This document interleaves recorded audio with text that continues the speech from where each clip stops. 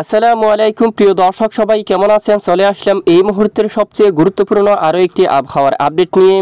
চলমান আবহাওয়ার পরিস্থিতি একেবারে দক্ষিণ বঙ্গোপসাগরের বুকে একটি শক্তিশালী ঘূর্ণাবর্ত অবস্থান করছে, যার ফলে অতি ভয়াবহ মেঘ সৃষ্টি হচ্ছে এবং সঙ্গে মাঝারি থেকে ভারী বৃষ্টিপাত ঘটাচ্ছে। তো আগামীকাল 20শে জানুয়ারি সোমবার কেমন থাকতে পারে রাজধানী ঢাকা বিভাগ থেকে শুরু করে দেশের উত্তরাঞ্চলের আবহাওয়া, এছাড়া দেশের দক্ষিণাঞ্চলের আবহাওয়া, ভারতের পশ্চিমবঙ্গ সহ উত্তরবঙ্গ, আসাম, ত্রিপুরা এবং বাংলাদেশের 64 জেলার মধ্যে কোন কোন জেলাগুলোর উপর ঝড় বৃষ্টিপাতের সম্ভাবনা রয়েছে, কেমন থাকতে পারে সর্বনিম্ন তাপমাত্রা এবং সর্বোচ্চ তাপমাত্রা কত ডিগ্রি সেলসিয়াসের গড়ে উঠতে পারে, তা একেবারে ডিটেলসে বিস্তারিতভাবে জানিয়ে দেওয়া হবে ভিডিওটির মাধ্যমে। আশা করি ভিডিওটি না টেনে শেষ পর্যন্ত দেখবেন। ভালো লাগলে লাইক করবেন। সবার আগে গুরুত্বপূর্ণ আবহাওয়ার আপডেট পেতে চ্যানেলটি সাবস্ক্রাইব করে পাশের বেল বাটনে ক্লিক করে রাখবেন। আর ভিডিওটি আপনি কোন জেলা থেকে সরাসরি লাইভ দেখছেন কমেন্ট করে জানিয়ে দিন। প্রিয় দর্শক বন্ধুরা, ইতিমধ্যে আমরা দেখতে পাচ্ছি বাংলাদেশের বেশ কিছু এলাকায় আকাশ পরিষ্কার। গত 24 ঘন্টায় দেশের কোথাও তেমন আকাশ মেঘাচ্ছন্ন হতে দেখা যায়নি। পশ্চিমবঙ্গ থেকে শুরু করে একেবারে উত্তরবঙ্গ এবং দেখুন দেশের মধ্য অঞ্চল এবং দক্ষিণাঞ্চল, এছাড়া পূর্ব পশ্চিম সকল জেলার একেবারে আবহাওয়ার পরিস্থিতি একেবারে পরিষ্কার রয়েছে, কোথাও আকাশ মেঘাচ্ছন্ন নেই। তবে শিলংয়ের উপর কিছুটা, এই যে এখানে মেঘালয় শিলং আশেপাশে অঞ্চলে কিছুটা মেঘের আনাগোনা শুরু হয়ে গেছে, তবে এই মেঘ থেকে বৃষ্টিপাত হওয়ার মতো তেমন সম্ভাবনা নেই। আসলে আমরা এইবার দেখে নিই আগামীকাল সোমবার 20শে জানুয়ারি কেমন থাকতে পারে দেশের আবহাওয়া। সোমবার দেখতে পাচ্ছি দেশের বেশ কিছু এলাকায় দেখুন সকাল থেকে একেবারে বিকেল বা রাত পর্যন্ত আমরা লাইভ ট্র্যাক করে দেখতে পাচ্ছি বাংলাদেশের বেশিরভাগ এলাকায় আকাশ পরিষ্কার থাকবে। রংপুর থেকে শুরু করে ময়মনসিংহ, সিলেট, দেখুন উত্তরের 3 বিভাগের সকল জেলার আকাশ একেবারে পরিষ্কার থাকবে এবং শিলংয়ের উপর সামান্য মেঘের আনাগোনা হতে পারে এবং সঙ্গে 5টার সময় সিলেট বিভাগের দিকে 2 অঞ্চলে চাতকবাজার, বিশনবাপুর, সিলেট, চরকাই, জাকিগঞ্জ, বড়লাখা, হাইলাকান্দি, চিলচর আশেপাশে বেশ কিছু এলাকায় আকাশ আংশিক মেঘাচ্ছন্ন হতে পারে মাত্র কিছুক্ষণের জন্য। এরপরে আবারও আকাশ একেবারে পরিষ্কার হয়ে যাওয়ার সম্ভাবনা রয়েছে। দেশের মধ্য অঞ্চল এদিকে দেখুন ঢাকা বিভাগ সহ খুলনা, বরিশাল সকল জেলার আকাশ একেবারে পরিষ্কার থাকতে পারে এবং দেশের দক্ষিণাঞ্চলের আকাশ কিন্তু একেবারে পরিষ্কার থাকতে পারে। পাশাপাশি মঙ্গলবার 21শে জানুয়ারি বিশেষ করে কিছুটা কুয়াশা বেল্ট কিন্তু প্রবেশ করতে দেখা যাচ্ছে ভারী মেঘ নিয়ে।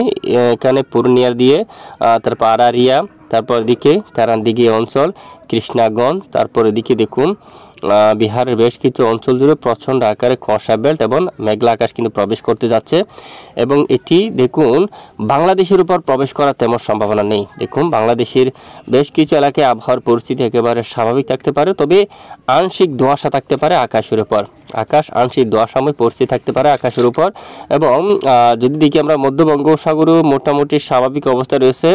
একেবারে দক্ষিণ বঙ্গোপসাগর বুকে একটি ঘূর্ণাবর্ত রয়েছে যেটি ধীরে ধীরে শক্তি বাড়িয়ে উত্তর পশ্চিম দিকে অগ্রসর হচ্ছে। এটি বাংলাদেশের উপর আসার কোনো ধরনের সম্ভাবনা কিন্তু দেখা যাচ্ছে না, বাংলার উপর আঘাত করার কোনো ধরনের সম্ভাবনা নেই। তো আসুন এইবার আমরা দেখিনি তাপমাত্রা কত ডিগ্রি সেলসিয়াস গড়ে থাকবে। আগামীকাল সোমবার দেখুন 20শে জানুয়ারি তাপমাত্রা আরও কিছুটা কমতে দেখা যাচ্ছে।